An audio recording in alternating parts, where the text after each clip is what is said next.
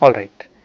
Now that we've had our discussions regarding polarization, we have sort of completed the case of lossless medium having a plane wave solution in a lossless medium.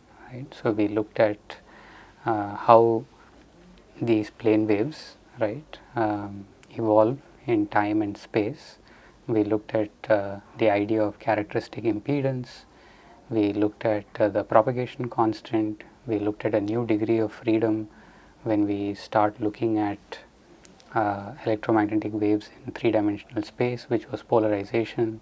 So we spent some time looking at a medium that was purely lossless, right. So this you should sort of compare with the discussion of lossless transmission lines, right. So now just like we did in transmission lines, where there can be some losses in real lines, we incorporated resistances, right, R and G into the distributed model in order to see how the solutions evolve for such situations. Similarly here, we are going to now transition to studying plane wave solutions in a conducting medium, right. What is to say here is before we were considering pure dielectric, right, which had no free charges to move around, but oftentimes the materials that are around us fall under the category of dielectrics, or sometimes they have some conductivity in them, right. So we want to encompass all the materials right from dielectric insulators to conducting metals, right, and there are of course a spectrum of materials in between which have some finite conductivity and also some inherent polarization which gives a certain permittivity, right. So we will look at non-magnetic media, but it is a dielectric medium, but the only difference here is it can conduct, right, which means that there are some free charges available to move around. Okay. So in such a situation, let us see how the plane wave solutions differ. One simple example is, of course, let's consider say you are trying to send some electromagnetic waves through seawater, right. So seawater is not a pure dielectric. You know that because it's got dissolved ions in them, it can conduct some electricity, right. So these ions are mobile. So in such situations, we cannot quite claim seawater as purely dielectric and lossless, right.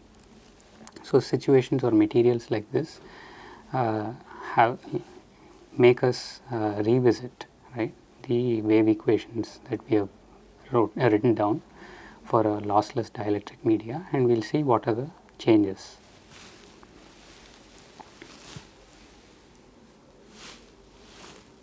So let's rewrite the four Maxwell's equations.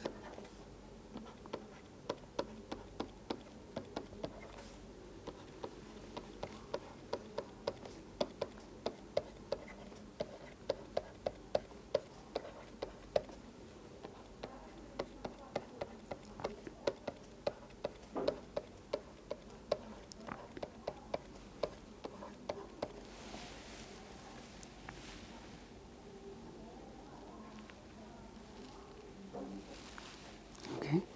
So in the case of time harmonic fields, we approximated these to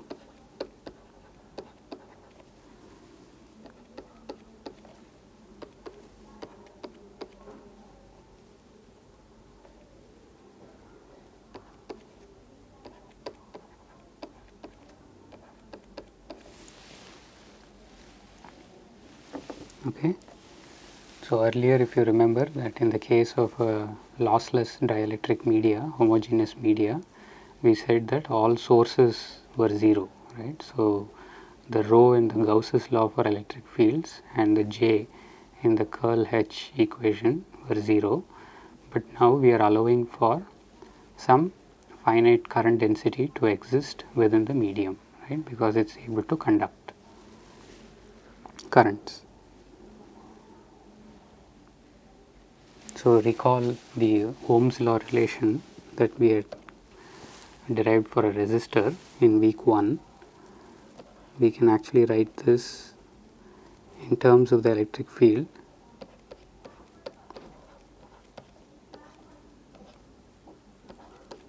This way, right? So recall that mu is mu r mu naught and epsilon is epsilon r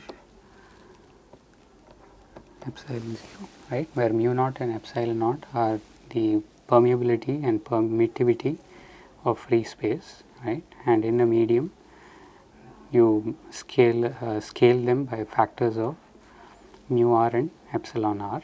In our case we are going to look at non-magnetic media, so let us say mu r is 1 and epsilon r can be something greater than 1, right.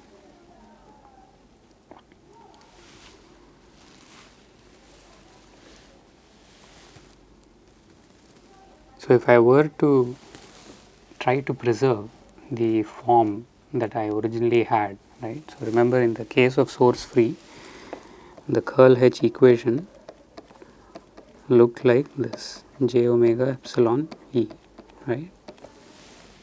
So I'd like to get a similar form, right. I'm going to say this is source free or non-conducting media, right. So if I wanted to bring it in this form, right, so if I were to remove j omega epsilon, because I've done all the math earlier with that form, so if I were to take that and say that I only have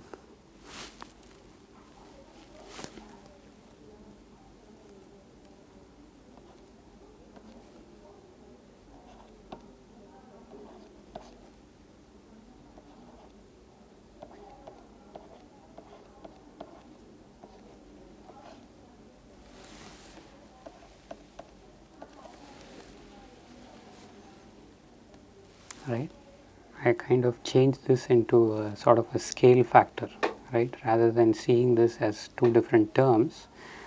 I actually say that epsilon comes as this complex quantity, right.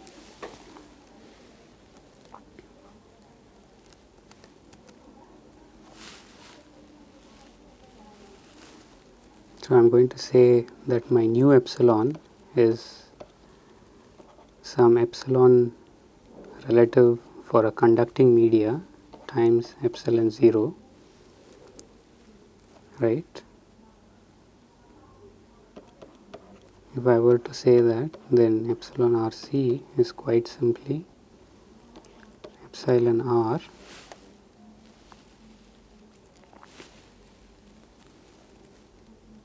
minus J sigma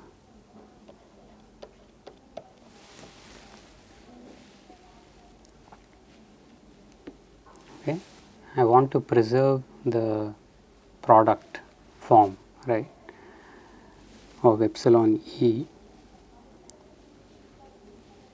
but before it was just a scalar. Now the conductivity makes this a complex number.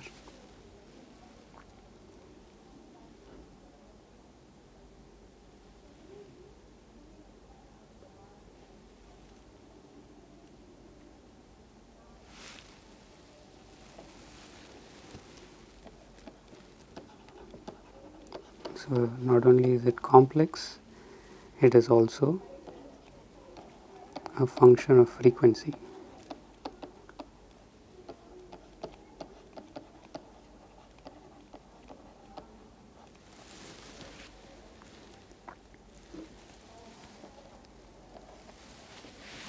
Okay. So I hope you are seeing the need to do this, right. So I'm kind of bringing it to the same form that I had for the source free Maxwell's equations, so that I can sort of adopt the same solutions. It only means that I have to consider the relative permittivity as a complex value now, right, which we are used to by now, right. So we are okay with dealing with complex numbers, right?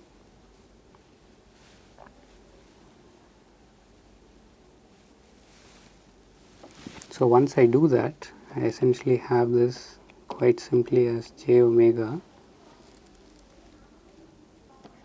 epsilon naught epsilon RC V, right?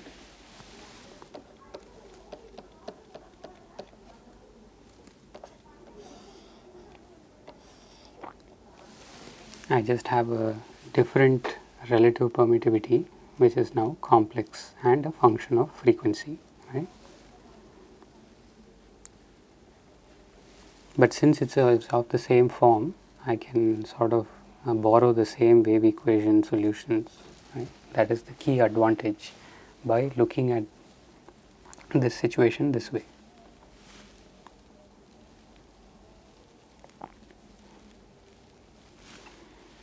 Okay, so this term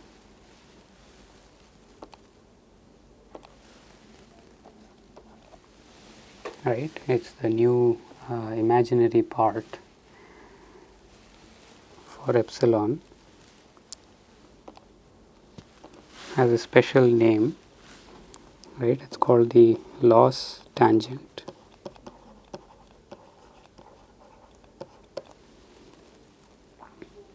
right?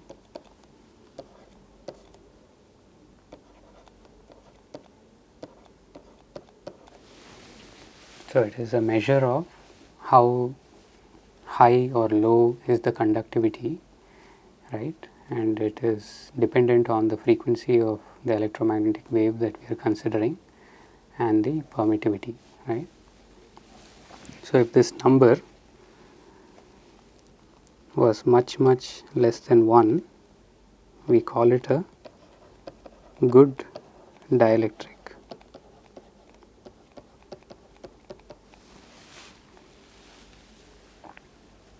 Okay, and if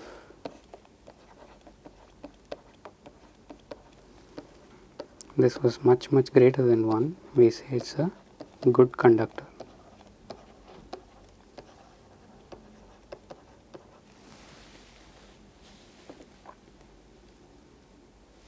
Okay, and in the case of a good conductor, we cannot definitely ignore, right, this imaginary part.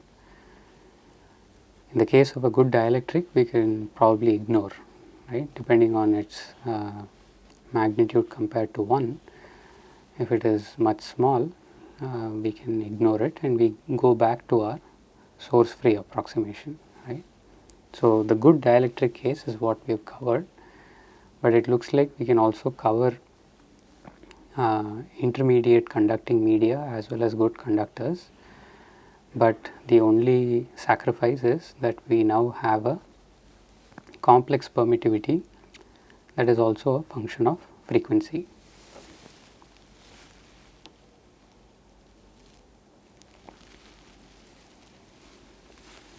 So again, the delineation of good dielectric and good conductors can also change, right, for the same material depending on what electromagnetic frequency you are talking about, right. So no material, right, in nature can be classified as good dielectric or good conductor at all for all electromagnetic frequencies, right. So since we notice that the permittivity is now a function of frequency, the same material could pose as a good dielectric at some frequencies and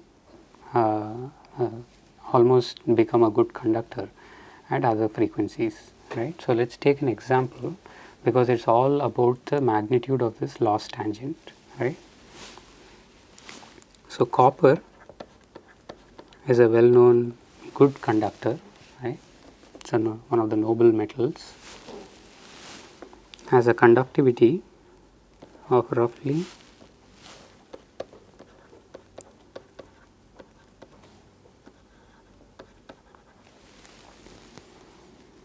5.6 10 to the 7, right. This is considerably large. On the other hand, we can take the example of seawater, which has a conductivity of 10 to the minus 3, right. So, this example is just to emphasize that if someone were to just provide you with the conductivity sigma, right, you cannot quite immediately say whether we are looking at a good dielectric or a good conductor, right. The reason is the loss tangent has a functional dependence on frequency, right, and it is in the denominator.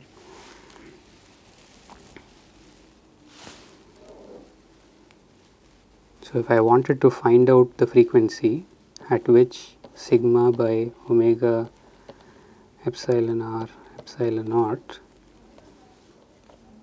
roughly becomes 1, right. So, I can find out, so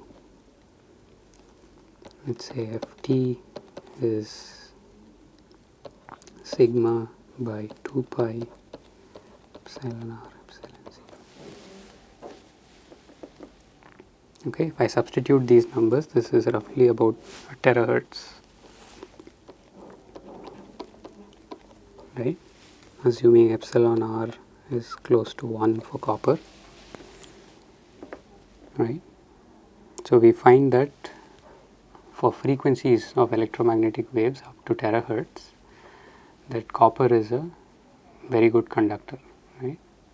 So, for all frequencies that are smaller, this sigma by omega epsilon r epsilon 0 is going to be much larger than 1, right. So, I will need to look at electromagnetic radiations of frequencies much larger than terahertz in order for copper to slowly start showing some dielectric behavior, right.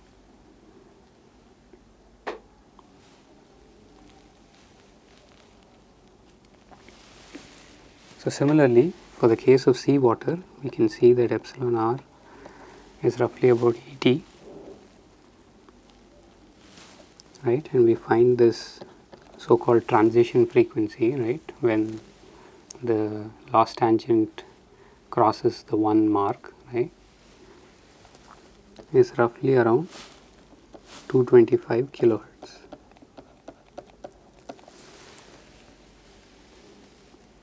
Right, which is to say, even though the conductivity of seawater is much smaller than that of copper, if I were to just go by magnitude, it is almost 10 orders of magnitude different, right. But if I were to look at frequencies much below say 225 kilohertz, right, say 1 kilohertz or even a few hertz, right, seawater is actually a very good conductor, right. So, at such low frequencies, this loss tangent sigma by omega epsilon r epsilon 0 is actually significantly larger than 1.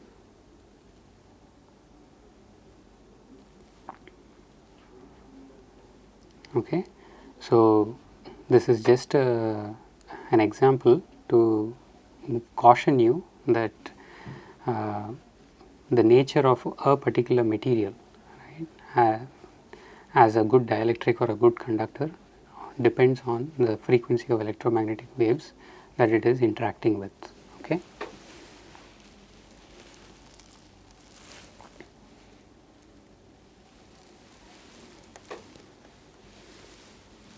So, now let us see what is the impact on the wave equation.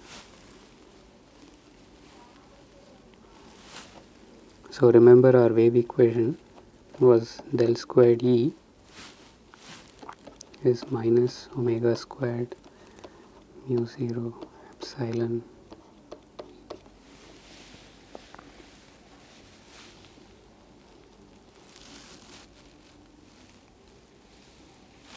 right. Remember that epsilon is epsilon RC times epsilon 0, right, the new relative permittivity, which is a complex quantity.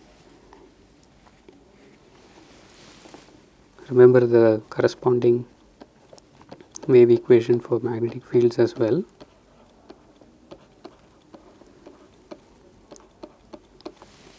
It has the same prefactor, right, and we call this gamma,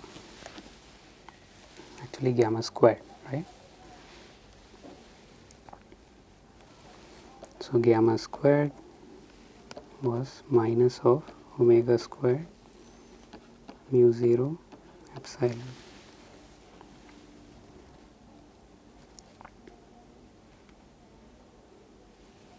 Okay.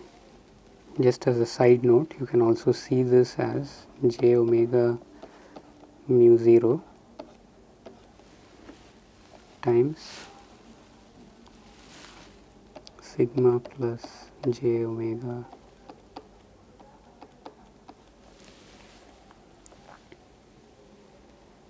okay. The reason to write it this way is simply to recall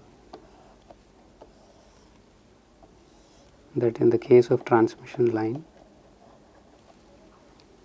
the general expression for gamma squared was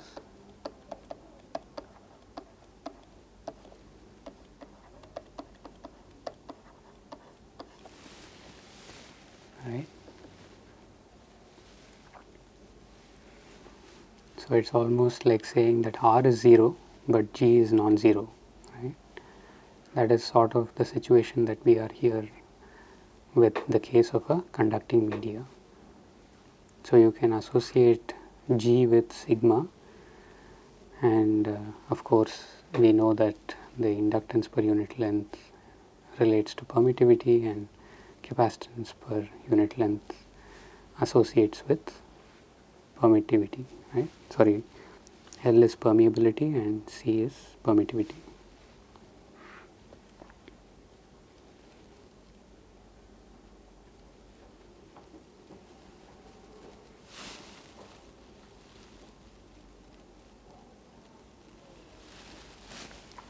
So what is gamma? The propagation constant. It is simply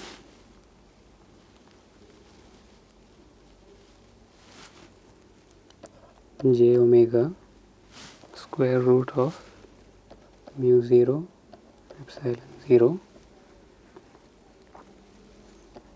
and square root of epsilon RC, right? So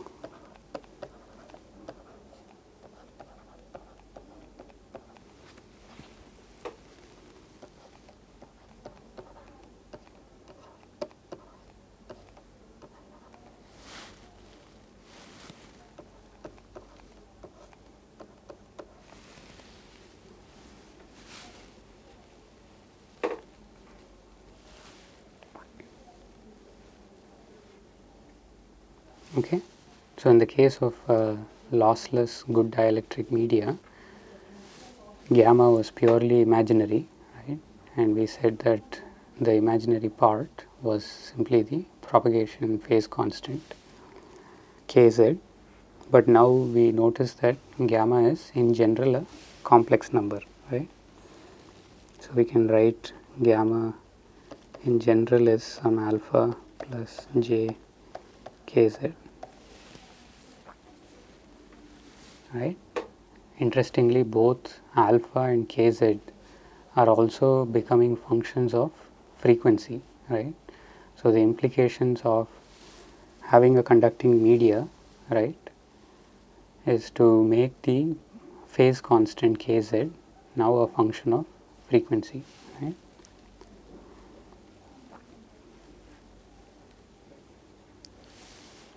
While you know how to do this for a generic value of sigma or epsilon 0, right, up to this point, of course you can take this forward to your wave equation solutions and continue on from here using complex numbers.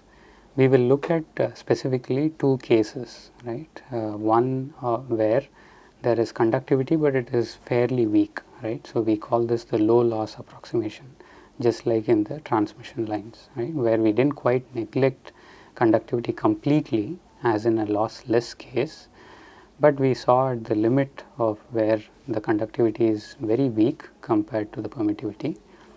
We will see how these formulas simplify so that we get some simplified expressions that we can readily use.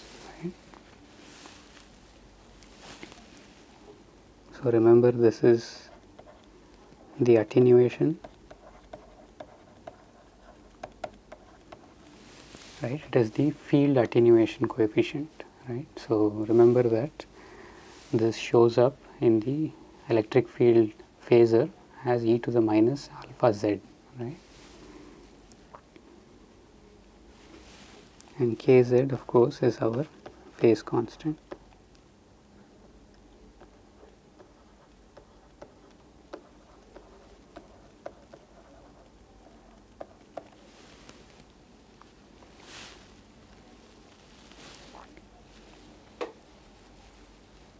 Okay, and once you know the phase constant, just recalling that you can get the wavelength in the medium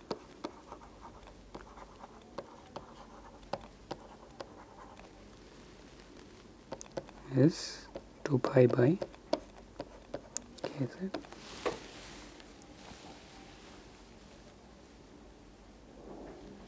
Okay.